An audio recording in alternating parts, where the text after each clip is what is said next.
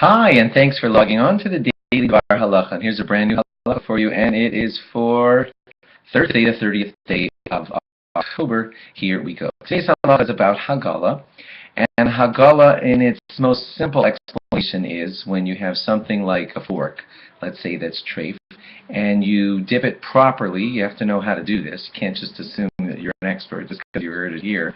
But you would take a fork that's treif, let's say, dunk it in boiling hot water, and after the procedure of dunking it in the boiling hot water, then it is kosher, even though it was treif before. It has to be done under the supervision of someone who knows how to do Hagala, but if you really do have someone who knows how to do Hagala, it'll be fine, and that fork will have gone from being treif to being kosher.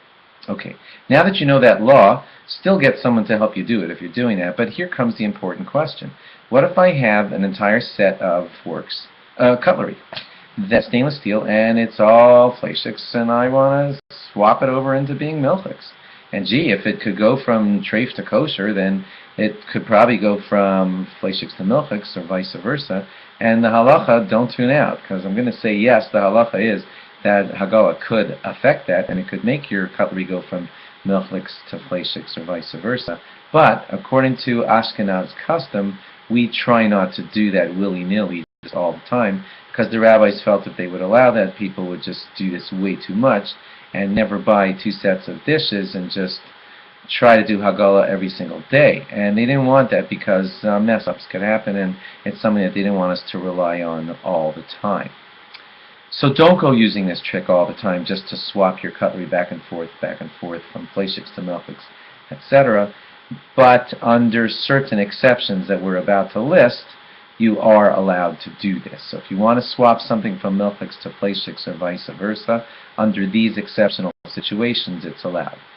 Situation number one is when nothing else is available. For whatever bad situation, you only have one set of cutlery and you have no other choice, then in situations like that, speak to the rabbi and he may say that it's allowed for you to do that, to switch it from milchiks to fleischiks or vice versa. Let's say that fork is treif anyway, by accident, and you have to do Hagala. While you're doing the Hagala, which you have to do anyway, you could then, since it's going from treif to not treif, it could also go from fleischiks to milchiks during that same dunk. And that's in that situation. When you're koshering something for Pesach, you have to kosher it because you don't have a kos to use for Pesach or whatever. So then during that Hagala, you could have it go from chametz to pesachdik, and also simultaneously swap it over at that same time from fleischiks to milchiks or something like that. Also, if the utensil has not been used for 12 months, then that's a very exceptional situation where whatever flavor is in it is now 12 months old, and in situations like that, you could swap something from milchiks to fleischiks. Also, if it's being sold or given away as a gift, in that unusual circumstance, you're allowed to Hagala it and then have it switch from fleischiks to milchiks, etc.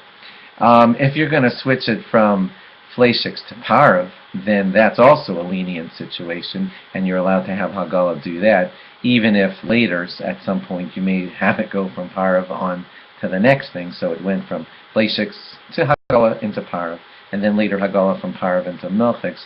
That's also allowed. So in these exceptional circumstances, you're allowed to use the Hagala to change the designation of the vessel. Otherwise, just for plain situations, the Ashkenaz custom is to ask people not to do that. Thanks for logging on. Log on again tomorrow for more. Bye-bye.